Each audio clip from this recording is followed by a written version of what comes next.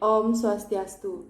Pada kesempatan kali ini, kami dari kelompok 4, mata kuliah Kebank Sentralan kelas A1 akan mempresentasikan materi mengenai manajemen Bank Sentral, independensi, dan transparansi Bank Sentral. Sebelum masuk ke materi, ada baiknya saya memperkenalkan anggota dari kelompok 4, yaitu yang pertama, Ikomang Mahendra Kusuma dengan NIM 20075110552. Yang kedua, saya sendiri, Igustia Yumade Dian Promdita dengan NIM 20075111055. Yang ketiga, ada Kadek Rio Dwi Febrian dengan NIM 20075111091. Yang keempat, ada Niluh Mas Aprilia Pradjani dengan NIM 20075111106. Yang kelima, Niluh Putri Karyani dengan NIM 20075111125. Dan yang terakhir, Hani Alifiah dengan NIM 20075111202. Adapun pokok bahasan yang akan kami bahas, yang pertama konsep manajemen Bank Sentral, yang kedua independensi, akuntabilitas, dan transparansi Bank Sentral, dan yang ketiga studi empiris di negara berkembang dan negara maju. Perkenalkan, nama saya Ikomang Mahendra Kusuma dengan NIM akhir 052. Di sini saya akan membahas materi tentang konsep manajemen Bank Sentral. Bank Sentral adalah lembaga keuangan yang bertanggung jawab atas suatu kebijakan moneter di suatu negara. Bank Sentral merupakan lembaga keuangan yang strategis dalam perekonomian suatu negara yang telah mengalami evolusi yang cukup panjang secara historis dan konsepsi. Menurut Chen Yuan, pada tahun 1990, manajemen Bank Sentral berdasarkan wewenangnya dibagi menjadi dua tingkat organisasi.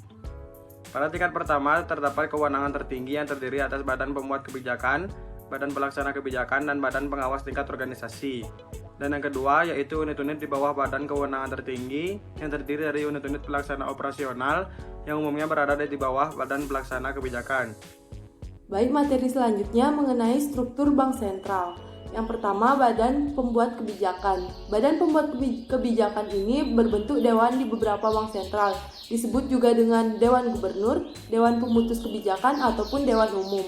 Dewan Pemutus Kebijakan ataupun Dewan Umum, jumlah anggota Dewan setiap bank sentral dapat bervariasi. Ketua badan dapat berasal dari pihak dalam maupun luar bank sentral. Kepemimpinan yang dipegang oleh pihak dalam bank sentral dianggap dalam pengambilan keputusannya lebih mengedepankan independensi bank sentral. Yang kedua, badan pelaksana kebijakan.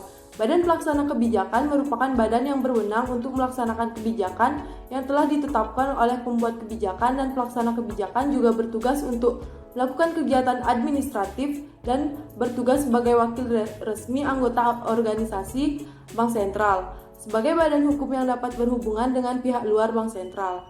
Yang ketiga, badan pengawasan. Badan pengawasan adalah lembaga yang berwenang untuk melakukan pengawasan dan pemeriksaan pada bank sentral. Baik, materi selanjutnya kita akan membahas mengenai independensi, akuntabilitas, dan transparansi Bank Sentral. Yang pertama, kita akan membahas independensi Bank Sentral, kebebasan Bank Sentral untuk dapat melaksanakan kebijakan moneternya yang bebas dari pertimbangan-pertimbangan politik. Menurut Mayer, tahun 2000 juga mendefinisikan independensi Bank Sentral atau Bank Sentral Republik Indonesia sebagai tinjauan kelembagaan, kebijakan, dan organisasi yang mencangkup bahwa Bank Sentral bebas dari pengaruh, instruksi, atau arahan kontrol baik dari badan eksekutif maupun dari badan legislatif.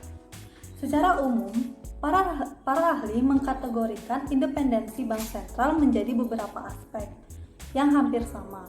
Dari gabungan beberapa pendekatan tersebut, independensi dapat dibedakan menjadi 3 aspek.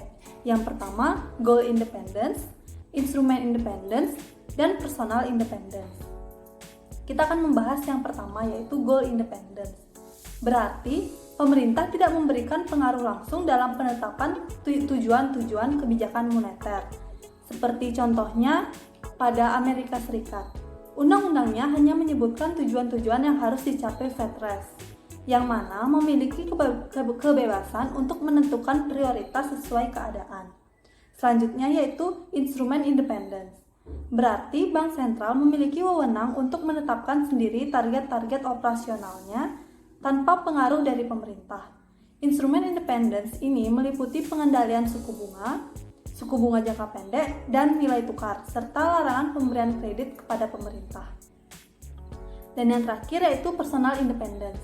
Berarti badan pembuat kebijakan memiliki wewenang untuk menolak campur tangan pemerintah. Personal independence ini meliputi jabatan, jumlah anggota dan masa jabatan berjenjang dari anggota badan pembuat kebijakan, tindakan keragaman lembaga yang terkait dalam proses pengangkatan anggota badan pembuat kebijakan, serta status hukum khusus Undang-Undang Bank Sentral. Baik, selanjutnya yaitu independensi Bank Indonesia sebagai Bank Sentral Negara Republik Indonesia. Bank Sentral yang independen dalam melaksanakan tugas dan wewenangnya dimulai ketika sebuah undang-undang baru, yaitu Undang-Undang Nomor 23 Tahun 1999 tentang Bank Indonesia, dinyatakan berlaku pada tanggal 17 Mei tahun 1999. Dan sebagaimana telah diubah dengan Undang-Undang Republik Indonesia Nomor 6 Tahun 2009 yang berbunyi, Bank Indonesia adalah lembaga negara yang independen dalam melaksanakan tugas dan wewenangnya, bebas campur tangan dari pemerintah dan atau pihak lainnya. Baik, selanjutnya yaitu tingkat independensi Bank Indonesia dapat dilihat dari aspek goal independence, instrument independence, dan personal independence. Kita akan membahas yang pertama yaitu goal independence. Tujuan Bank Indonesia telah ditetapkan dalam undang-undang, yaitu mencapai dan memelihara kestabilan nilai rupiah, tanpa penetapan rentan waktu secara spesifik. Namun, Bank Indonesia masih memiliki kebebasan menetapkan target dalam jangka pendek sehingga Bank Indonesia dapat dikatakan memiliki goal independence yang tinggi. Selanjutnya yaitu instrumen independence.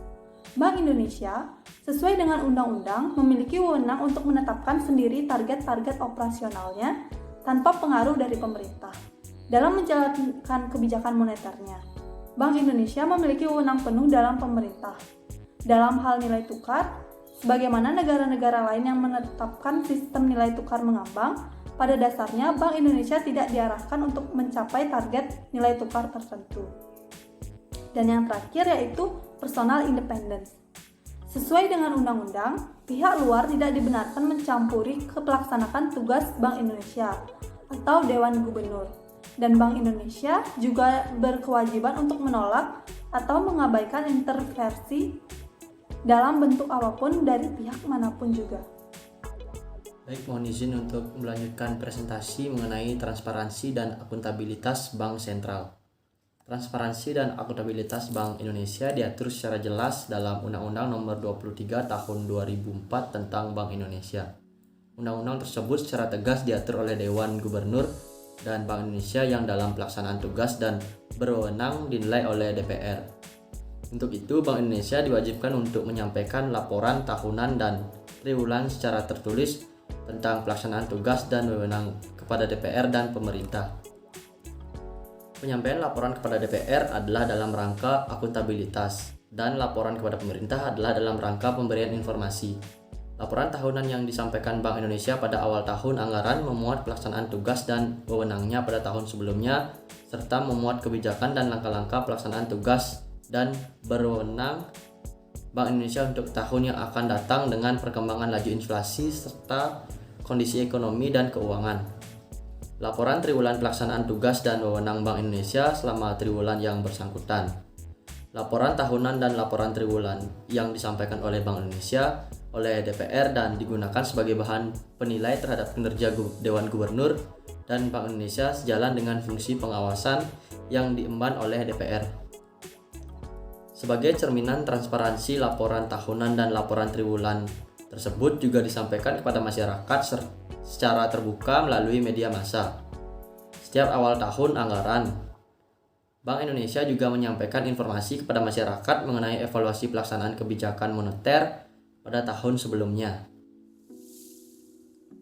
dan arah kebijakan moneter untuk tahun yang akan datang. Dalam pelaksanaannya, selain laporan dan informasi yang diwajibkan dalam undang-undang yang telah disampaikan tadi, Bank Indonesia juga akan melanjutkan evaluasi perkembangan ekonomi dan inflasi serta langkah-langkah kebijakan yang dicapai.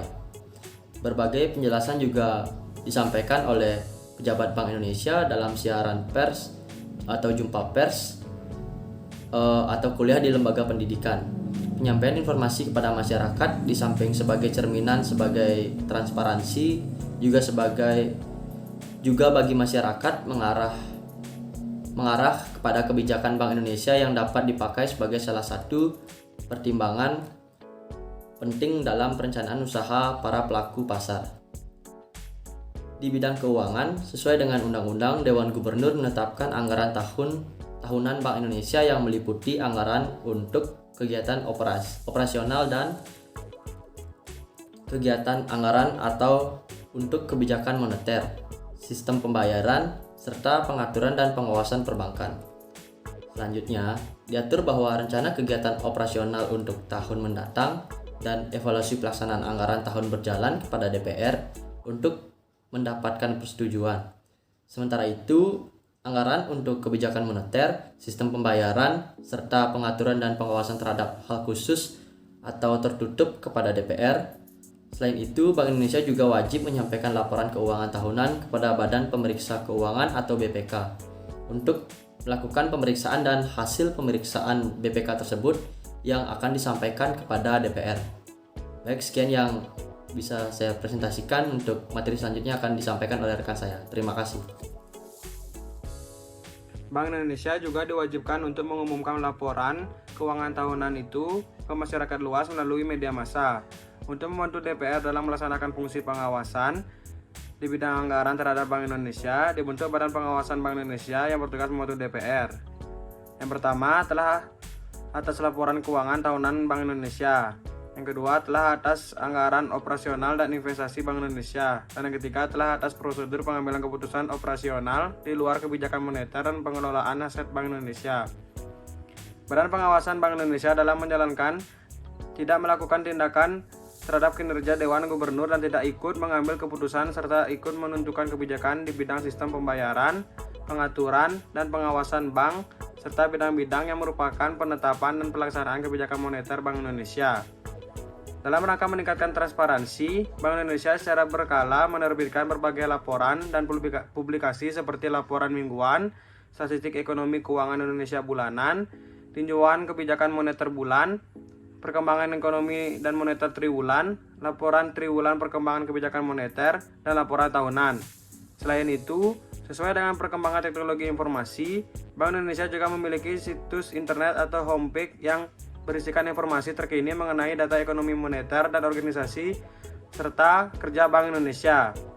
Melihat dinamika yang cukup tinggi dalam aspek kelembagaan Bank Sentral, lembaga Bank Sentral yang independen telah diadopsi oleh berbagai negara dengan beberapa kali mengalami dinamika independensi. Subbab yang ketiga yaitu studi empiris di negara berkembang dan negara maju. Studi empiris di negara berkembang. Terjadi krisis moneter pada tahun 1997 yang telah menyeret perbankan dalam kondisi yang sangat kritis, di mana jumlah kerugian bank melebihi modal yang dimiliki. Hal ini terjadi karena negative spread yang tidak bisa dihindari pada saat itu. Biaya bunga lebih tinggi dibandingkan pendapatan bunga. Ditambah lagi debitur tak bisa membayar cicilan utang bunga dan utang pokoknya. Jadi, selama tahun 2000, jumlah obligasi yang diterbitkan untuk merekapitalisasi bank untuk mencapai nilai 430,4 triliun. Oleh sebab itu, program kebijakan perbankan yang ditempuh adalah program penyehatan lembaga perbankan yang meliputi restrukturisasi kredit, rekapitalisasi, penjamin pemerintah bagi bank umum dan BPR, serta pemulihan intermediasi perbankan. Sejalan dengan kondisi tersebut, Bank Indonesia juga berupaya meningkatkan ketahanan sistem perbankan, melakukan penyempurnaan dan pengawasan bank, serta meningkatkan mutu pengelolaan perbankan. Selanjutnya, pada tahun 2001, penyehatan perbankan yang dilakukan oleh Bank Indonesia menitikberatkan pada pencapaian CAR minimum 8% dari target indikatif non-performing loans atau NPLS maksimal 5% yang harus dipenuhi perbankan pada akhir 2001. Dilanjutkan dengan pengawasan dan peraturan perbankan yang mengacu pada standar internasional, sebagaimana pada 25 Basel Core Principles dengan pendekatan risiko dan risiko pasar dalam memperhitungkan permodalan bank. Saat itu, Bank Indonesia juga memperhatikan blueprint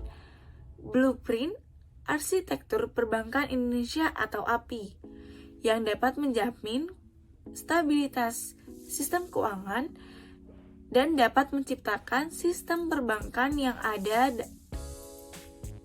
untuk menghadapi perubahan global. Selanjutnya adalah studi empiris di negara maju. Menurut penelitian dari Saudara Rajan dan kawan-kawan, penerapan transparansi kebijakan moneter tertinggi diimplementasikan oleh negara-negara maju. Para ekonom di sini cenderung secara naluriah mengarah pada pandangan bahwa tidak akan pernah ada ketetapan informasi. Nah, di sini pembuat kebijakan bekerja di arah yang berlawanan.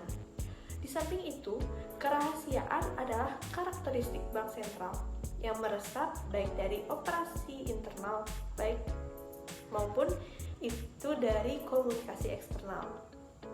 Di mana saat ini preferensi ekonom berlaku atas ketetapan lama, sehingga menjadi waktu yang tepat untuk berhenti sejenak dan memeriksa kasus yang didukung dan menentang transparansi.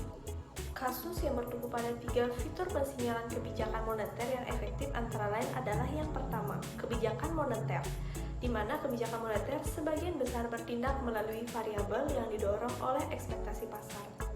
Nah, di sini kepentingan jangka pendek suku bunga yang dikendalikan oleh bank sentral, sebagian besar negara memiliki dampak yang kecil pada ekonomi dan dalam suku bunga jangka panjang, harga aset dan nilai tukar yang memberikan pengaruh yang kuat dan cukup meresap pada perekonomian. Dan di mana hubungan dari tingkat bunga jangka pendek untuk variabel keuangan ini melibatkan harapan atau ekspektasi. Nah, pada grafik yang tertera pada slide presentasi dapat menggambarkan yaitu evolusi suku bunga jangka pendek dan jangka panjang di kawasan Eropa dan di Amerika Serikat yang dihitung pada periode 1990 sampai dengan tahun 2000. Meskipun ada perbedaan yang cukup besar dalam jangka pendek, tarif suku bunga dalam jangka panjang sebagian besar adalah tetap dan memiliki karakteristik yang sama dengan harga saham. Gambar tersebut juga menggambarkan kesenjangan antara apa yang bank sentral lakukan dengan suku bunga jangka pendek dan apa yang pasar berikan pada spektrum yang lebih panjang. Harapan yang terletak di antaranya akan menciptakan perbedaan, di mana semakin tidak stabil ekspektasi ini, maka semakin stabil dan dapat diprediksi hubungan antara kebijakan moneter dan pengaruhnya terhadap perekonomian. Karena ekspektasi pasar sebagian dibentuk oleh arah masa depan tindakan dari bank sentral. Nah, di sini kebijakan moneter yang dikatakan lebih efektif dan akurat dapat diantisipasi oleh pasar. Saluran dari suku bunga ekonomi real dan inflasi melibatkan harga dan upah. Pengaruh kebijakan moneter sebagian datang dari adanya dampak terhadap kondisi ekonomi. Transparansi kemungkinan akan meningkatkan kredibilitas dan kredibilitas kemungkinan akan memperkuat saluran kedua dan dengan demikian meningkatkan efektivitas, akseptabilitas, dan kecepatan kebijakan moneter. Apabila penentuan harga dan upah tidak sesuai dengan apa yang bank sentral inginkan, mereka cenderung menyesuaikan perilaku mereka dengan cara perlahan-lahan.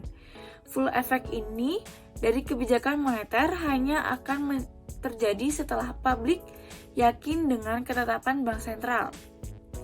Selanjutnya yaitu transparansi juga mengurangi biaya perubahan kebijakan. Ketika kondisi ekonomi berubah atau berbeda dari apa yang diantisipasi, kebijakan moneter mungkin harus segera dimundurkan. Bank sentral dapat dimengerti bahwa para bankir waspada dengan pembalikan kebijakan yang membingungkan publik dan merusak kredibilitas mereka. Di sisi lain, mungkin menghasilkan kebijakan yang tidak sesuai. Oleh karena itu, penting bagi publik untuk secara jelas memahami rezim kebijakan. Publik kemudian akan mengerti dan sangat mungkin mengantisipasi pembalikan kebijakan tanpa mengorbankan kredibilitas bank sentral. Saluran pengaturan keuangan dan harga atau upah mewakili rintangan yang harus ditangani oleh bank sentral. Bank Sentral Eropa biasanya berusaha untuk mempengaruhi penetapan harga dan upah lebih intens dibandingkan dengan Amerika atau Inggris di mana mereka lebih fokus pada dasar keuangan, sedangkan partisipan di pasar keuangan cenderung menalar seperti bank sentral. Penentuan harga dan upah tidak berbagi pada bidang yang sama karena dapat memperrumit komunikasi. Dapat disimpulkan bahwa kasus untuk transparansi sangat kuat. Pada dasarnya, tingkat kasus ini didasarkan pada fenomena yang meresap dan diterima dengan baik. Adanya asimetri informasi, bank sentral tahu lebih banyak tentang itu sendiri, instrumennya dan niatannya daripada yang dilakukan oleh publik. Ini mengarah kepada kesalahpahaman, sumber keefektifan seperti yang dijelaskan di atas. Pusat pengamat bank mencoba menjernihkan kesalahpaham semacam ini, tapi bank sepenuhnya mengungkapkan niatnya dan pengetahuannya sendiri tentang situasi ekonomi. Akan selalu ada zona ketidakjelasan dan berbahaya. Tidak ada jalan pintas, bank sentral lebih baik mengungkapkan dengan lengkap dan sejujur-jujurnya rezim kebijakan yang dipilih oleh prosedur yang diterapkan untuk menetapkan dan menegakkan rezim itu. Ini menciptakan anggapan kuat bahwa semuanya harus dikomunikasikan kepada masyarakat luas kecuali kasus dapat dibuat bahwa beberapa kerahasiaan diinginkan di bawah keadaan yang berlaku. Baik, sekian dari presentasi yang kami sampaikan. Apabila ada salah kata, kami mohon maaf. Kami ucapkan terima kasih.